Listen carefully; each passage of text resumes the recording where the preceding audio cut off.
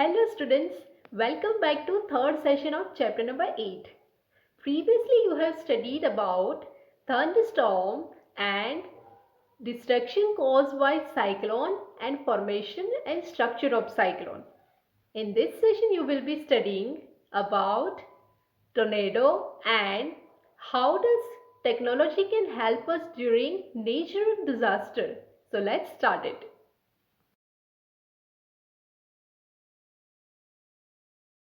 Okay, students, so these are the safety measures should be taken by government.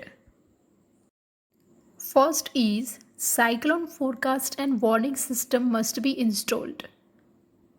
Second, information about cyclone should be given to the people in time through rapid communication system that is necessary. Third one is construction of cyclone shelter in cyclone prone areas. Fourth, an administrative arrangement should be taken to move people faster to safer places.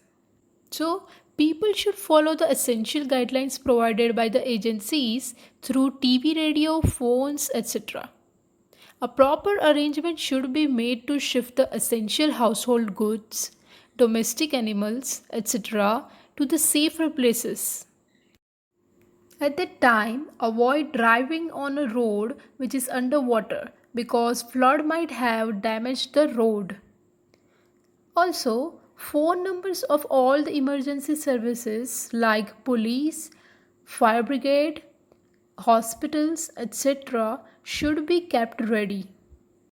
Okay, students, so these are some other precautions to be taken when you are staying in a cyclone hit area.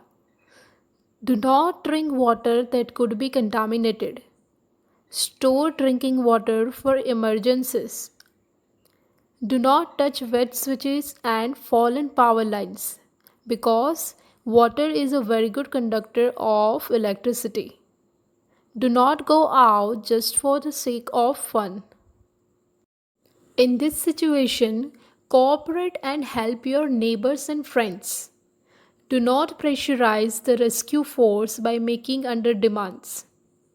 And do not enter into damaged buildings. So, our next topic is tornado.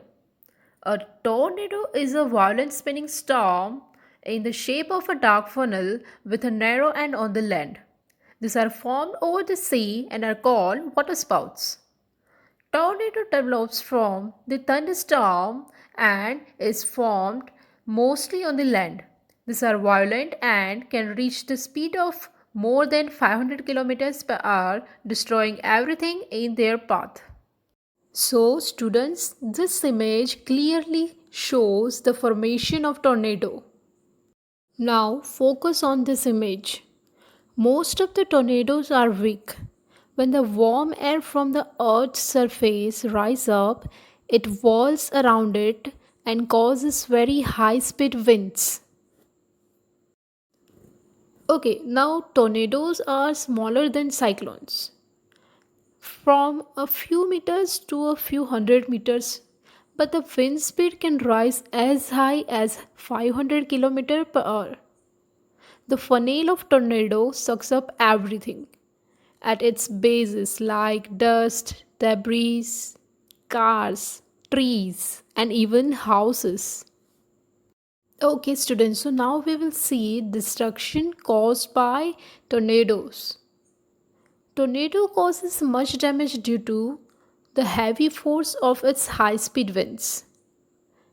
A tornado causes considerable damage when it passes over land. This tornado causes the following destructions. It uproots trees, electric poles, and telephone poles. It disrupts power supply and telecommunications. So, students, as you can see in this image, tornado causes extensive damage to buildings. It creates lower pressure outside the building, much lesser than inside the building, and the building can explode. So, students, how to protect ourselves from tornado? For that, one should take the shelter in a room situated deep inside the home, having no windows or in a basement. Shut all the doors and windows and take shelter under the study table.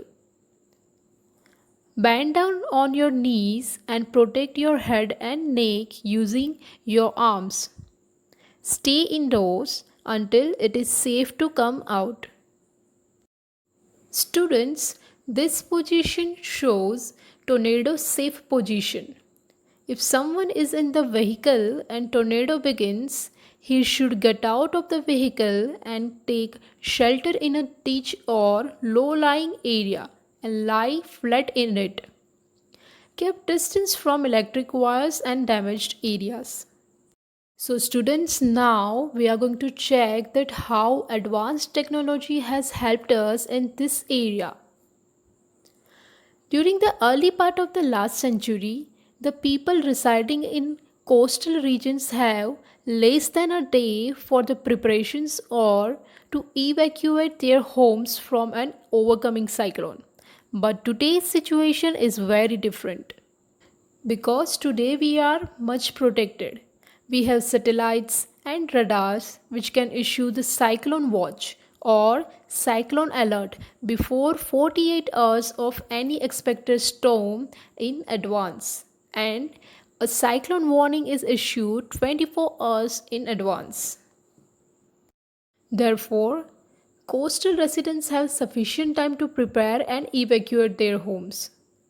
The message related to the cyclone is broadcasted over the radio every hour or half hour when a cyclone is nearer the coast. In this way, the advanced technology has helped us in giving better protection from cyclones.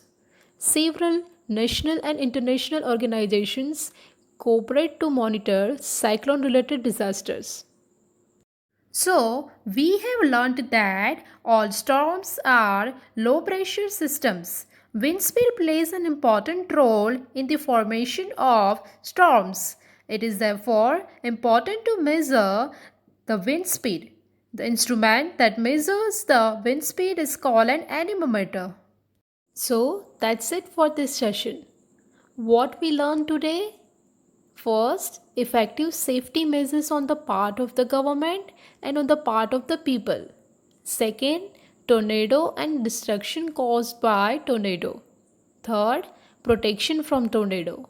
And fourth, advanced technology has helped us in giving better protection from cyclones. So, this is end of this chapter.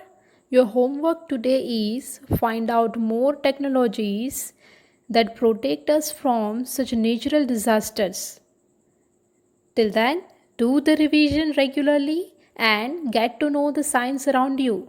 Take care.